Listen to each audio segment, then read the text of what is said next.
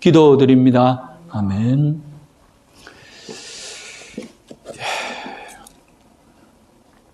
오늘은 학개, 스가랴, 말라기 구약성경 마지막 시간입니다.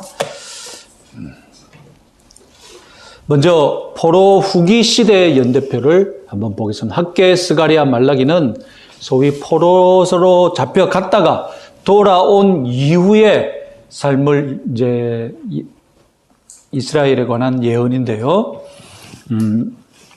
귀한 법령이 내려지게 됩니다. 고레스 때에, 페르시아의 고레스 때에. 그래서 귀한 법령과 함께 성벽과 성전을 재건해도 좋다는 허락을 받고 오죠. 그래서 제1차 귀한 명령을 받은 이제 지도자가 세스바살 지휘하에 1차 명령을 나오는데, 이때 같이 따라온 사람들이 학개, 스가랴입니다. 그리고 2차 기한 때 스룹바벨과 여호수아가 기한하게 됩니다. 그리고 515년에 성전이 다시 제2의 성전, 솔로몬 성전 이후에 이 사람들이 열심히 지은 성전이 봉헌되고요. 그리고 480년대쯤에서 성경 에스더가 저때의 주인공의 연대가 되겠습니다. 그리고 에스라와 느헤미야가 지도하는 학사 에스라와 그리고 총독 느헤미야가 지도자로 있는 시대가 저렇게 되고요. 그때 마지막으로 선지사로 활약했던 사람이 말라기고요. 요엘은 이 앞에 포로 전기 때가 아니라면 마지막 예언자가 될 수 있다라고 합니다. 연대는 불확실하기 때문에 그래서 요엘을 물음표 쳐놓은 것입니다. 그래서 오늘 우리가 읽을 학개, 스가랴, 말라기는 바로 포로 후기, 여기가 포로 70년간 생활이었다면 포로 전기가 있을 것이고, 포로 전기 때 그들이 예언한 것이 무엇입니까? 너희들은 바벨론에 의해 잡혀갈 것이다. 그렇게 예언했지 않습니까? 그리고 포로 후기는 포로 끝나고 나서 돌아왔어의 삶입니다. 이런 식으로 보시면 되겠습니다. 이때 포로 후기의 특징이 무엇이냐? 포로 후기의 상황은 첫 번째, 무엇보다도 예루살렘 성과 성전이 파괴된 상태라는 것이죠. 그리고 다윗 왕조가 완전히 끊겨져서 이제 폐위된 시대입니다. 당연히 백성들은 식민 지배를 받고 있습니다. 페르시아가 파견한 총독의 지배를 받고 있습니다. 이제 페르시아가 파견한 총독을 받고 있는 것이죠. 그리고 성전이 없으니까 거기 포로로 잡혀갔을 그 시대 때 바벨론에서 최초로 무엇이 만들어지냐면 이제 오늘날 회당 예배가 만들어지게 됩니다. 성전이 없으니까 자기들끼리 모여서 안식일에 예배드리고 토라를 공부했던 회당이 만들어진 것이죠. 그래서 시나고그라고 하지 않습니까? 그래서 이때부터 이제 회당 모임이 정착이 돼서 시작되고요. 그리고 이제 포로로 돌아와서 이들이 하는 일이 무엇입니까? 성전 재건을 시작했는데 성벽을 재건하고 다음에 성전을 재건하는데 사마리아인들이 방해하는 바람에 중단이 되어버리죠. 그래서 성전은 더디 회복되고 성전 짓는 것이 좌절되니까 이스라엘 백성들 가운데, 유다 백성들 가운데 이제 의문이 생기고 도대체 이런 것을 어떻게 봐야 되느냐? 성전도 완성되어지지도 않고 자기들의 삶은 가난하고 사마리아인들에 의해 방해받고 이런 삶 자체를 어떻게 해석해야 되느냐, 이제 의문과 그리고 이때 이제 유대는 이제 묵시주의에 빠지게 됩니다. 그래서 이들이 가장 궁금해하는 것은 예언의 성취는 포로 전기에 그렇게 예언자들이 예언했던 회복의 시기는 언제냐? 지금 상황을 보면 포로 전기 때 선지자들이 했던 그 황금 시대가 아닌 것 같고 회복의 시기가 아닌 것 같거든요. 그러면 이제 이때 학개, 스가랴, 말라기는 이들이 하고 싶었던 예언이 무엇이냐면 바로 지금 예언이 성취되는 시기다. 포로 전기 때 행하였던 그 예언이 회복되는 시기가 바로 지금이다. 그래서 현 시대와 현 공동체는 지금 포로 이후에 이렇게 가난하고 형편없는 공동체지만 하나님의 목적하에 있다. 우리는 여전히 하나님이 사랑하시는 백성이다. 이것을 끊임없이 강조하게 됩니다. 그러니까 포로 전기와 얼마나 다릅니까? 포로 전기 때는 그래도 예루살렘 성전이 있었고 레위인들이 있었고 희생 제사도 드리고 있었고 율법이 살아 있었고, 그런데 포로 후기에 와 보니까 성전도 없고 다윗 왕도 없고 다윗 왕조도 없고 얼마나 차이가 많이 나는 그런 환경 속에서 이들이 맞닥뜨립니까? 자, 이때는 또 잘 살았고 여기는 형편없이 지금 모든 사람들이 다 가난하고 살기 급급하고 이러니까 과연 우리가 하나님의 백성이 맞냐? 하나님이 회복시켜 주신다고 하셨는데 지금 우리가 그 예언을 지금 혜택을 받아 누리고 있느냐? 우리가 언약 백성이냐? 이런 정체성에 대한 고민이 많았는데 학개, 스가랴, 말라기, 포로 후기의 선지자들은 맞다. 여전히 우리는 하나님의 사랑을 받는 공동체다. 이 점을 강조해서 예언한다는 것입니다. 자, 첫 번째 학개는 그 뜻은 나의 절기들이라는 뜻입니다. 그래서 왜 이런 이름을 가졌을까? 절기에 태어났나? 이런 궁금증을 가지게 합니다. 자, 학개는 저작연대에 의하면 유일하게 거의 만장일치로 학계 저작권이 인정되고 있습니다. 그만큼 이견이 없는 논쟁의 여지가 없는 성경 중에 하나입니다. 학개는 옛 예루살렘에서 출생을 해서 바벨론 포로로 잡혀갑니다. 그리고 아까 첫 번째 귀환 그룹에 포함되어서 돌아옵니다. 그러니까 굉장히 나이가 많죠. 그죠? 예루살렘에서 태어나서 어렸을 때 바벨론으로 잡혀갔고, 그리고 첫 번째 귀한 그룹에 돌아왔으니 나이가 굉장히 많은 선지자였던 겁니다. 그래서 성전 완공을 미루고 있는 성전 재건의 첫 번째 단계에 가담을 하게 되는데 왜 이렇게 성전 완공을 미루고 있느냐? 책망을 하게 되고 빨리 성전을 짓자라고 동기유발하는 것이 학개 선지자의 임무였습니다. 그래서 자기 집 짓기에 너희들이 바쁘구나.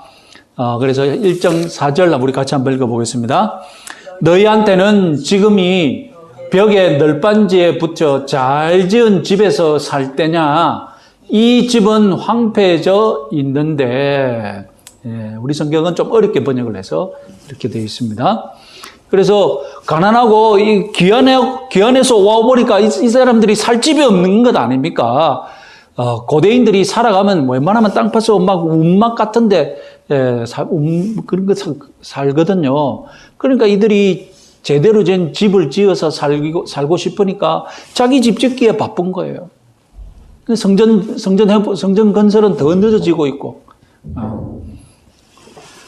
그래서 학개는 성전 건축이야말로 오늘 우리 공동체가 하나님 앞에서 은혜를 받는 첫 번째 단계다. 성전 건축에 힘써야 한다. 이렇게 강조를 합니다. 그래서 행동명령을 내리죠. 2장 4절 5절 같이 한번 읽어보겠습니다. 그러나 여호와가 이르노라 스룹바벨아 스스로 굳세게 할지어다 여호사닥의 아들 대제사장 여호수아야 스스로 굳세게 할지어다 여호와의 말이니라 이 땅의 모든 백성아 스스로 굳세게 하여 일할지어다 내가 너희와 함께 하노라 만군의 여호와의 말이니라. 그래서 성전을 빨리 짓고 예루살렘 성도 빨리 지으라 이런 식으로 지금 권장을 하고 있는 것입니다. 그래서 그러면 둘째 성전은 어떻게 볼 것인가? 두 번째로 지은 성전 결국 짓게 되는데 같이 한번 읽어보겠습니다. 너희 가운데 남아있는 자 중에서 이 성전의 이전 영광을 본 자가 누구냐? 이제 이것이 너희에게 어떻게 보이느냐? 이것이 너희 눈에 보잘것없지 아니하냐. 무슨 말이냐면 솔로몬 성전을 본 사람, 나이가 굉장히 많은, 자기도 솔로몬 성전을 어렴풋이 기억날 거 아닙니까? 너희들 중에 아직까지 그 옛날 솔로몬 성전의 영광을 본 사람이 있느냐? 그거하고 지금 우리가 지은 성전하고 비교해보니 어떻느냐? 형편없지 않느냐? 보잘것없는 성전이지 않느냐? 그래서 성전이 너무 보잘것없으니까 백성들이 충격을 받아가지고 솔로몬 성전의 영광을 기억하는, 알고 있는 사람들은 다시 지은 성전이 너무 보잘것없으니까 충격을 받아가지고 울고불고 난리 났다는 그런 이야기가 있지 않습니까? 저것도 성전이냐면서 뭐 충격을 받은 거예요. 그래서 학계는 뭐라고 위로합니까? 같이 한번 읽어보겠습니다. 이 성전의 나중 영광이 이전 영광보다 크리라. 지금은 이렇게 성전이 보잘것없이 지어졌는데 이제 어떻게 될 것이라고요? 이 성전이 점점 나아지게 될 것이고 우리가 모든 것이 회복되고 하나님께 축복해 주시면 이 성전이 어떻게 될 것이라고요? 나중 영광이 이전 영광은 뭘 말하겠습니까? 솔로몬 성전의 영광보다 더 클 것이다. 지금 이 성전으로도 괜찮다라고 위로를 하는 겁니다. 그런데 이걸 우리 신약 성경에서 보면 어떻게 되겠습니까? 신약 성경의 관점에서 보면.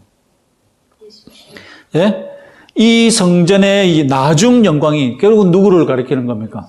성전 대신 예수 그리스도를 가리키면서 솔로몬의 영광보다 크다. 이렇게 신약의 관점에서는 또 그렇게 해석될 수 있는 것입니다. 그럼 다윗 왕조는 어떻게 되느냐? 예레미야 때 다윗 왕조가 폐위될 것이라고 예언한 것이 있거든요. 같이 한번 읽어보겠습니다. 여호와의 말씀이니라 나의 삶으로 맹세하노니 유다 왕 여호야김의 아들 고니야가 나의 오른손에 인장 반지라 할지라도 내가 빼어 이는 그의 자손 중 형통하여 다윗 왕위에 앉아 유다를 다스릴 사람이 다시는 없을 것임이니라 하시니라. 이 손에서 빼어서 버리고 그 이후로는 이제 다윗 왕위에서 왕조가 완전히 끊길 것이다 라고 예언했는데 이 예언대로 어떻게 되었습니까? 이제 포로기 때 그대로 성취가 된 거예요. 이제 다윗 왕조에서 이 왕이 없어졌습니다. 그러나 학계, 스가랴, 말라기는 다시 예언을 통하여서 뭘 얘기합니까? 다윗 왕조가 회복될 것이다. 메시아 왕국이 세워질 것이다. 다윗의 후손으로 메시아 왕국이 세워질 것이다. 그렇게 예언을 하게 되는 것이죠. 그건 또 우리 신약 시대에 다윗의 자손으로 오신 메시아를, 예수 그리스도를 예언하는 셈이 되겠죠. 자, 스가랴서는 이름이 여호와께서 기억하셨다 이런 뜻이 됩니다. 무엇을 기억하셨단 말인가? 아마도 부모님이 이 아이를 위해 기도했을 것인데 갓난아기를 위한 기도를 기억하셨다 이런 뜻이 아닐까 그렇게 생각합니다. 기도 응답으로 낳은 아기라는 뜻이 되겠죠. 그래서 그도 마찬가지로 남은 자를 여호와께서 이 세상에서 보존할 것이다. 남은 자를 멸망시키려는 자들이 멸망당할 것이다. 메시아가 그런 왕국을 세울 것이다. 이런 예언을 하게 됩니다. 그래서 쭉 보시면 작은 모르겠는데 8개의 환상을 얘기하게 되는데 심판과 여호수아 그리고 예루살렘의 영광이 회복되는 메시아 시대의 회복이 되는 이런 식으로 쌍을 이루어서 첫 번째 환상과 8번째 환상이 연결이 되고 연결이 돼서 이렇게 됩니다. 자, 그래서 마지막을 보시면 금식보다도 순종하는 것이 더 중요하다. 스가랴의 마지막 가르침이 되겠습니다. 자, 말라기는 그 뜻이 여호와의 사신, 여호와의 메신저, 나의 사신이라는 뜻입니다. 그래서 이것이 진짜 이름이었을까? 이름을 모르는 메신저라는 뜻이 아닐까? 이런 식으로라도 하는데 대부분 그냥 말라기라는 이름이었을 것이다 라고 해석을 합니다. 그래서 말라기는 마지막 선지자, 아까 보시면 보시면 맨 끝에 있지 않습니까? 마지막 선지자로서의 BC 435년경, 그리고 성전은 재건되었고 모세의 희생 제사는 재개가 되었습니다. 그리고 페르시아 총독이 지배하고 있습니다. 그런데도 제사장들은 게으름을 피우고 있고, 그리고 이스라엘 백성들은 11조를 무시하는 바람에 레위인들은 굶주리고 있고, 그리고 이방 여인과의 결혼은 유행하고 있고. 왜냐하면 이들이 가난하니까 먹고 살기 위해 조금이라도 돈이 되는 그런 삶을 살기 위해 이방인들과 결혼할 수밖에 없는 그런 처지에 있었던 겁니다. 그래서 이방 여인과 결혼하는 경우도 빈번했고, 그래서 1장에서는 이스라엘을 향한 하나님의 사랑을 얘기하고, 부터 2장 초반까지는 제사장들이 주님을 욕되게 하는 것에 대해서 경고하고 있고, 그리고 나머지에서는 평신도에 대해서 경고하고 있습니다. 그래서 세굴라의 하나님, 3장 17절 말씀 같이 한번 읽어보겠습니다. 만군의 여호와가 이르노라. 나는 내가 정한 날에 그들을 나의 특별한 소유로 삼을 것이요 또 사람이 자기를 섬기는 아들을 아낌같이 내가 그들을 아끼니라. 하나님이 이스라엘 백성을 향하여서 너는 여전히 나에게 세굴라다. 세굴라라는 특별한 보물, 가장 귀한 그 집안의 갑오 같은 것을 가리키는 거거든요. 그래서 우리 하나님께서 세굴라다. 이 세굴라라는 어디서 쓰셨느냐? 출애굽기 19장 모세가 시내산에서 이스라엘과 하나님께서 언약을 맺을 때 썼거든요. 같이 한번 읽어보겠습니다. 세계가 다 내게 속하였나니 너희가 내 말을 잘 듣고 내 언약을 지키면 너희는 모든 민족 중에서 내 소유가 되겠고. 자, 무엇을 말하고 있습니까? 그죠? 포로 우리의 신분이나 포로 전에 우리의 신분은 어떻다는 겁니까? 변함없이 하나님 앞에서 우리는 여전히 특별한 존재다. 이 세상 모든 민족들 가운데서 우리는 특별한 존재다. 이것을 강조하고 있는 겁니다. 그래서 세굴라는 어떻게 살아야 되느냐? 그래서 하나님 앞에 헌물도 제대로 하고, 그리고 결혼도 하고 율법대로 우리들이 이런 생활을 회복해야 한다. 그리고 우리는 세굴라로서 하나님 앞에 특별히 기억될 것이다. 같이 한번 읽어보겠습니다. 그때 여호와를 경외하는 자들이 피차에 말하며 여호와께서 그것을 분명히 들으시고 여호와를 경외하는 자와 그 이름을 존중히 여기는 자를 위하여 여호와 앞에 있는 기념책에 기록하셨느니라. 우리는 하나님 책에 기록된 자다라는 자신감을 불러넣어주고 있습니다. 자, 우리 성경 읽도록 하겠습니다.